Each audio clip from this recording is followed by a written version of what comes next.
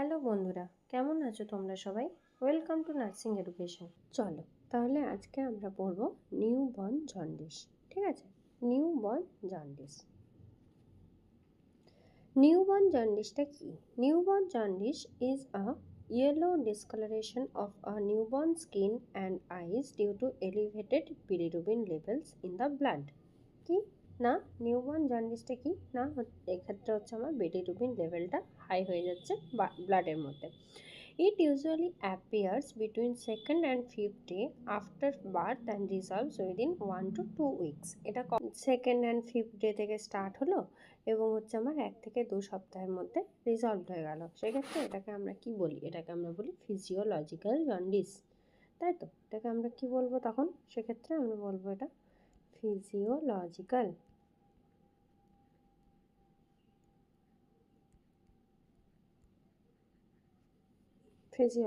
Jaundice. কি কি type আছে? Type of a newborn jaundice কি কি টাইপ আছে? Physiological jaundice, pathological jaundice, breast feeding jaundice, breast milk jaundice আর হিমোলাইটিক জন্ডিস। হিমোলাইটিক জন্ডিসটা জানো আমাদের কিসের জন্য হয়? সেটা হচ্ছে RH আর ABO যদি ইনকম্প্যাটিবিলিটি থাকে সেক্ষেত্রে আমার হিমোলাইটিক জন্ডিসটা হয়। এই দুটো আমাদের মেন, একটা হচ্ছে ফিজিওলজিক্যাল জন্ডিস, একটা হচ্ছে প্যাথোলজিক্যাল জন্ডিস।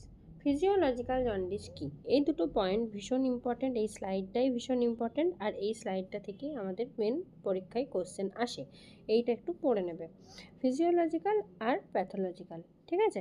এই দুটোই আমাদের মেন টাইপ অফ জন্ডিস বাচ্চাদের ক্ষেত্রে। ফিজিওলজিক্যাল জন্ডিস কখন হবে? After 24 hours.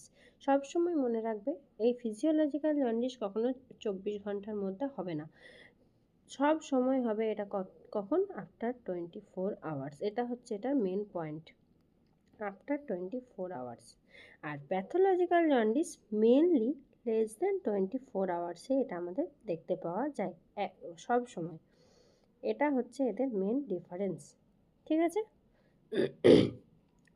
Total bilirubin rises by less than 5 gram per DL per day, per day, ঠিক আছে? এটা মনে রাখবে, পার ডে, পার ডে 5 গ্রামের থেকে কম আমার কি হবে? বিলিরুবিন লেভেলটা বাড়বে। আর এক্ষেত্রে কি হবে? 5 গ্রামের থেকে বেশি, ঠিক আছে? Maximum intensity by 4th to 5th day in term and 7th day in preterm baby. preterm বেবির জন্য 7 দিনের মধ্যে আমার ইন্টেন্সিটিটা বাড়বে 7 দিনের সময়, আর যদি আমার টার্ম বেবি হয় সেক্ষেত্রে 4 থেকে 5 দিন। Serum level less than 15, serum level আমার কখনোই 15 mg পার ডিএল এর থেকে বেশি উঠবে না, সিরাম যে বিলিরুবিন লেভেল। আর clinically not detectable after 14 days, 14 দিন পর এটার আর কোনো সেরকম ক্লিনিক্যালি আমরা এটার কোনো সিমটমসই বুঝতে পারবো না। প্যাথোলজিক্যালের কী হচ্ছে? প্রথমেই বললাম 24 আওয়ার্সের থেকে কম, এটা হচ্ছে 5 গ্রামের থেকে বেশি, 5 gram per DL per day আমার বেশি, তার থেকে বেশি বিলিরুবিন বাড়বে। সিরাম বিলিরুবিন যেটা সেটা হচ্ছে মোর দ্যান 15, অবশ্যই আমার এটাতে কি হবে? মোর দ্যান 15 হয়ে যাবে, 15 mg পার ডিএল সিরাম বিলিরুবিনের পরিমাণ। Jaundice days, jaundice persisting after 14 days. Jaundice কী করবে? 14 দিন পরেও থাকবে, ওটা কিন্তু আমার 14 দিনের মধ্যে রিজলভ হয়ে যাওয়ার কথা, এটা 14 দিন পরেও থাকবে। স্টুলটা কী রকম হবে? ক্লে কালার বা হোয়াইট কালার, আর ইউরিনটা কী হবে? ইউরিনও ইয়েলো একটা স্টেন থাকবে ইউরিনের মধ্যে। ডিরেক্ট বিলিরুবিনও আমার more than 2 mg per DL, ঠিক আছে? এটা মনে রাখবে। তাহলে কি হলো? ওটা আমার 24 আওয়ার্সের থেকে বেশি সময় লাগবে, তাহলে আমার হবে ফিজিওলজিক্যাল। যদি 24 আওয়ার্সের মধ্যে হয় তাহলে হবে প্যাথোলজিক্যাল। যদি আমার হয় কি বিলিরুবিন লেভেলটা 5 গ্রামের থেকে বেশি বেড়ে যাচ্ছে, 5 গ্রাম পার ডিএল এর থেকে বেশি বাড়ছে পার ডে, তখন আমি জানবো যে আমার প্যাথোলজিক্যাল হচ্ছে। যদি আমার তার থেকে কম হয় তাহলে আমি জানবো ফিজিওলজিক্যাল হচ্ছে। যদি আমি কি দেখতে পাবো? ওই ক্ষেত্রে আমার কি হবে? ব্লাডের মধ্যে বিলিরুবিনের লেভেল কখনোই 15 mg পার ডিএল এর থেকে বেশি হবে না। আর এক্ষেত্রে আমার কি হবে? প্যাথোলজিক্যালের ক্ষেত্রে ব্লাডের যে আমার সিরামের যে বিলিরুবিনের মাত্রা সেটা আমার কি হবে? 15 mg পার ডিএল এর থেকে বেশি হবে, ঠিক আছে? ওটা আমার 14 দিনের মধ্যে রিজলভ হয়ে যাবে। 14 দিন পর আমি আর কোনো রকম ক্লিনিক্যালি কিছু দেখতে পাবো না। প্যাথোলজিক্যালের ক্ষেত্রে কিন্তু তা নয়, প্যাথোলজিক্যালি আমার 14 দিন পরেও আমার এই জন্ডিসটা পারসিস্ট করতে পারে। এইগুলো হচ্ছে মেন। এবার আমি কি দেখতে পাবো বিলিরুবিন হলে, সেটা আমি কি বলবো না, স্টুলটা হবে আমার ক্লে কালার বা হোয়াইট কালার, আর ইউরিনটাও কিছুটা ইয়েলোইশ ডিসকালারেশন। কী কী কারণে আমার জন্ডিস হয়, ঠিক আছে, causes of jaundice in newborn, কী কী কারণে হয়। একটা হচ্ছে increase breakdown of red blood cell. Actually বিলিরুবিনটা আমার বেড়ে যাচ্ছে জন্ডিসে, এটা আমাকে মাথায় রাখতে হবে যে বিলিরুবিনের পরিমাণটা আমার বেড়ে যাচ্ছে। তাহলে রেড ব্লাড সেল ভাঙলে কী হবে, বিলিরুবিন সেটা যদি আমার ইনক্রিজ হয়ে যায় মনে করো, তাহলে আমার কী হবে, বিলিরুবিনের পরিমাণটা বাড়বে, সেক্ষেত্রে আমার কী হবে, জন্ডিস হবে।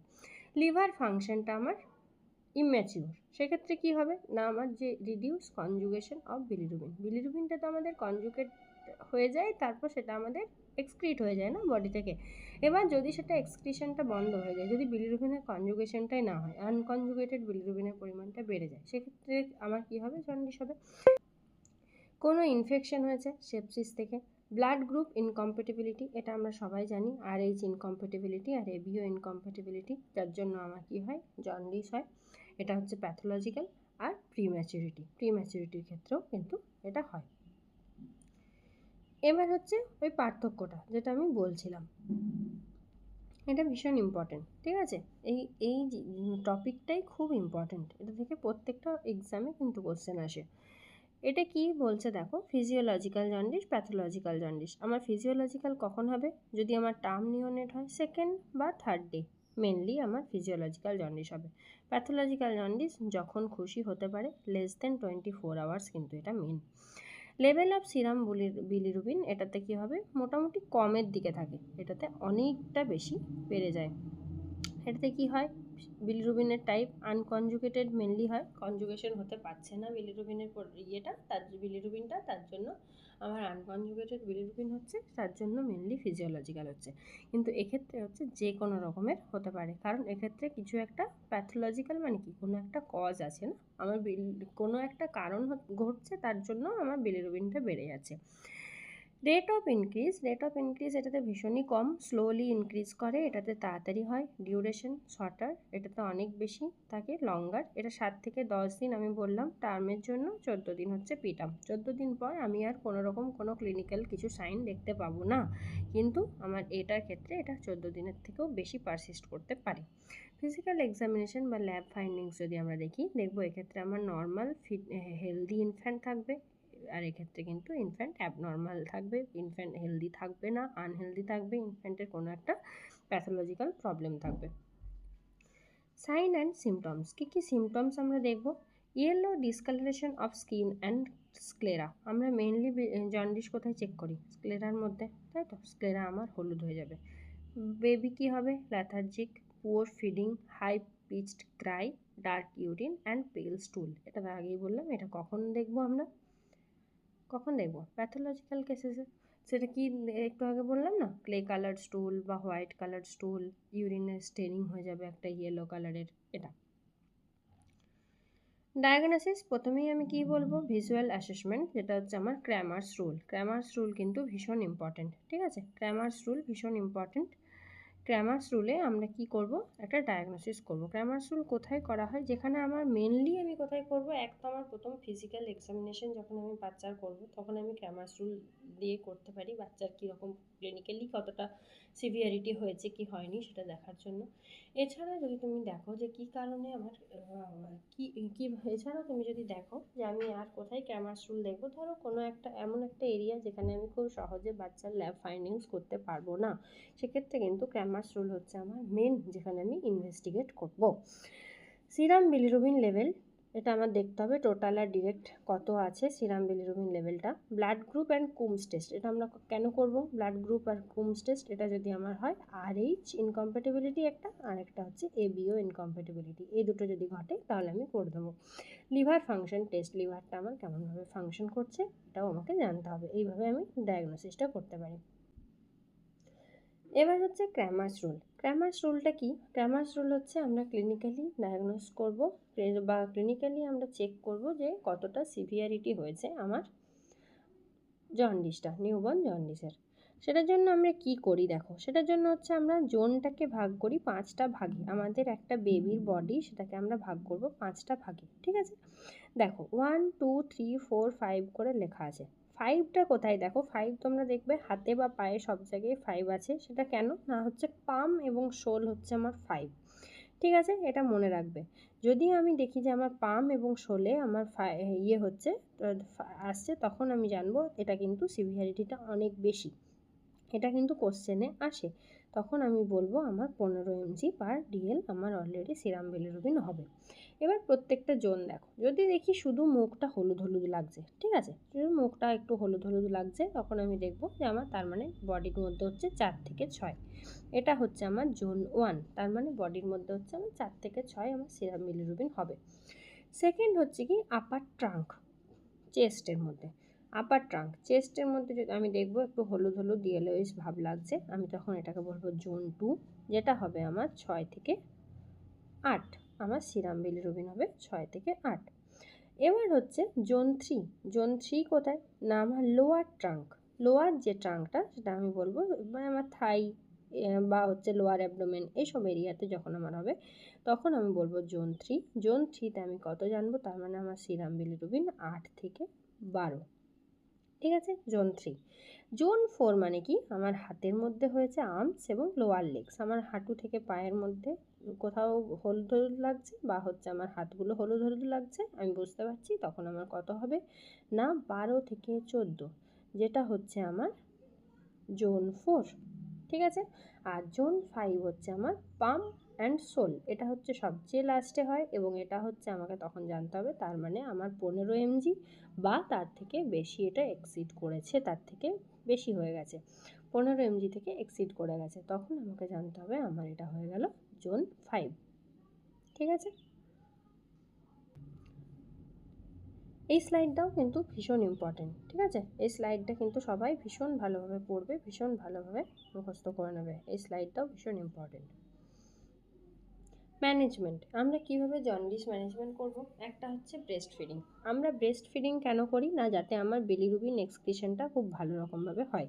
যে বিলিরুবিনটা আমার অলরেডি কনজুগেটেড হয়ে গেছে সেটা আমার কি হবে, ব্রেস্ট ফিডিং যদি আমি ভালোভাবে করি আমার ইউরিনের মাধ্যমে এক্সক্রিশনটা বিলিরুবিনের খুব ভালোভাবে হবে। আমরা কিন্তু ভীষণভাবে প্রমোট করব বিলিরুবিন এক্সক্রিশনের জন্য ব্রেস্ট ফিডিং। ফটোথেরাপি, এটা হচ্ছে মেন ট্রিটমেন্ট, ফটোথেরাপি আমাদেরকে করতে হবে। আর হচ্ছে exchange blood transfusion in severe cases, আমরা জানি ইবিটি আমরা জানি করি, এক্সচেঞ্জ ব্লাড ট্রান্সফিউশন। আর ট্রিট আন্ডারলাইং কজ, যদি আমার কোনো কারণে হয় যেটা হচ্ছে আমার প্যাথোলজিক্যাল, ধরো কোনো একটা কারণে কোনো একটা ওর লিডিং কজ আছে, যেটা যে কারণের জন্য আমার এই ইয়েটা হচ্ছে, জন্ডিসটা হচ্ছে, তাহলে আমাকে সেই কারণটা কিন্তু প্রথমে আগে ট্রিটমেন্ট করতে হবে। এখান থেকে দুটো কোশ্চেন পড়ে, একটা হচ্ছে ফটোথেরাপি আমরা কখন করব, আর কখন আমরা এক্সচেঞ্জ ব্লাড ট্রান্সফিউশনের কথা ভাববো, যখন আমার 15 mg/dl হবে সিরাম বিলিরুবিন লেভেল, তখন অবধি তখন আমি কি করব, ফটোথেরাপির জন্য যাব, যে ঠিক আছে আমি এবার ফটোথেরাপি দিয়ে আমার ট্রিটমেন্টটা দেখি। যখন এই পরিমাণটা 20 অবধি চলে যাবে, তখন আমি কি করব, এক্সচেঞ্জ ব্লাড ট্রান্সফিউশন করব। এই দুটো থেকে কিন্তু কোশ্চেন আসে। নার্সিং কেয়ার ডিউরিং ফটোথেরাপি, ফটোথেরাপির সময় আমরা কি করব, ফটোথেরাপি আমরা কি জানি, একটা ব্লু লাইট, সেখান থেকে কিছু কিছু রেডিয়েশনে হয়। ফটোথেরাপির জন্য আমি আলাদা ক্লাস তোমাদের করেছি, একটু ওখানটা দেখে নিও। ঠিক আছে, ফটোথেরাপির সময় আমরা কি করব আর কি ভয় থাকে, যার জন্য আমরা কি প্রোটেকশন নেবো, একজন নার্সিং কেয়ার কী করবে, এটাও কিন্তু ভীষণ ইম্পর্ট্যান্ট স্লাইড, এটাও একটু দেখে নিও। প্রথমে হচ্ছে আমরা আই প্রোটেকশন, দেখেছো না যখন আমাদের ফটোথেরাপি করি আমরা কি করি, প্রথমেই হচ্ছে বাচ্চার আই আর জেনিটালিয়া, এই দুটো জায়গা আমরা কি করি, কাভার করি, বাচ্চাকে একটা প্যাম্পার্স পরিয়ে দিলাম বা হচ্ছে আমার চোখের মধ্যে একটুখানি কিছু একটা দিয়ে চোখটা একটু কাভার করে দিই। ঠিক আছে, I protection, ensure I protection, চোখের মধ্যে যেন লাইটটা না পড়ে। Maintain proper distance between baby and light source, baby এবং লাইট সোর্সের মধ্যে একটা ডিস্টেন্স আমরা মেনটেন করি। মনিটর টেম্পারেচার অ্যান্ড হাইড্রেশন, টেম্পারেচারটাও আমাকে মেনটেন করতে হবে যাতে আমার খুব বেশি না হয়ে যায় ফটোথেরাপি করতে করতে, বা খুব কম বা কিছু না হয়ে যায়। আর হাইড্রেশন, তার জন্য আমরা কি বলি, ফটোথেরাপির মাঝখানে মাঝখানে মাকে ব্রেস্ট ফিডিং করতে প্রমোট করি। Turn baby every 2 hours for uniform exposure, সমস্ত দিকে এক্সপোজারের জন্য কি করব, আমি বেবিকে 2 ঘন্টা ছাড়া ছাড়া এদিক ওদিক করে টার্ন করব। অবজার্ভ ফর সাইড এফেক্ট, এটার বিভিন্ন রকমের সাইড এফেক্ট হয়, যেমন র্যাশ, ডিহাইড্রেশন, এগুলো আমাকে দেখতে হবে যাতে ডিহাইড্রেটেড বেবি না হয়ে যায় আর র্যাশ না হয়ে যায় বাচ্চার মধ্যে। কমপ্লিকেশন অফ আনট্রিটেড জন্ডিস, এবার মনে করো আমি আমার ট্রিটমেন্ট করলাম না, আমার জন্ডিসটাকে আমি আনট্রিটেড রেখে দিলাম, ঠিক আছে। কি কি হয়, জন্ডিস হয়েছে বুঝতে পারলাম না, আমি দেখলাম না যে জন্ডিস হয়েছে, সেটা আমার ট্রিটমেন্টই পেলো না বাচ্চা, কি হবে? প্রথমেই হবে আমার যেটা ভীষণ ইম্পর্ট্যান্ট, সবচেয়ে সিভিয়ার, সেটা হচ্ছে আমার কার্নিক টেরাস। ঠিক, কার্নিক টেরাসটা কি, যখন আমার বিলিরুবিনটা কী করে, ব্রেন ড্যামেজ করে। বিলিরুবিন যখন ব্রেনের মধ্যে এফেক্ট করে তখন আমি সেটাকে বলবো কার্নিক টেরাস। এটা হচ্ছে সবচেয়ে সিভিয়ার কমপ্লিকেশন, ঠিক আছে। এছাড়া কী কী হতে পারে, ডেফনেস, cerebral palsy, developmental delay, death in severe untreated cases. Severe হয়ে গেছে তখনও তুমি আনট্রিটেড রেখে দিয়েছো, ব্রেন ড্যামেজ হয়ে গেছে তখনও আনট্রিটেড, তখন আমার কী হতে পারে, বা নিউবর্ন ডেথ পর্যন্ত হতে পারে। Role of nurse in jaundice management, jaundice ম্যানেজমেন্টে আমাদের ভূমিকাটা কী? প্রথমেই আমাকে দেখতে হবে তাড়াতাড়ি early identification of the jaundice. Educate parents about monitoring and feeding, ফিডিংটা হচ্ছে ভীষণ ইম্পর্ট্যান্ট, বারবার করে ব্রেস্ট ফিডিংয়ের জন্য আমাদেরকে প্রমোট করতে হবে। মেনটেন ফটোথেরাপি ইকুইপমেন্ট, ফটোথেরাপি ইকুইপমেন্টগুলো আমাকে মেনটেন করতে হবে, ঠিক রাখতে হবে। আমার অবজার্ভ ফর কমপ্লিকেশন, কোনো কমপ্লিকেশন হচ্ছে কিনা, provide emotional support to the parents, বা প্যারেন্টকে ইমোশনাল একটা সাপোর্টও দিতে হবে। Newborn jaundice is common and usually harmless if treated early, ঠিক আছে, যদি এটা ঠিকঠাক টাইমে ট্রিটমেন্ট করা যায় এটা কিন্তু harmless. Nurses play a vital role in detection, monitoring and educating the parents, early management prevent serious complication like kernicterus, ঠিক আছে। কার্নিক টেরাসটা হচ্ছে আমাদের ভীষণ সিরিয়াস, এটাকে আমাদেরকে অবশ্যই কিন্তু প্রিভেনশন করতে হবে, ঠিক আছে। Thank you. আরও যদি তোমাদের কোনো টপিক নিয়ে আলোচনা করার থাকে তোমরা অবশ্যই কমেন্টে আমাকে জানিও। Thank you.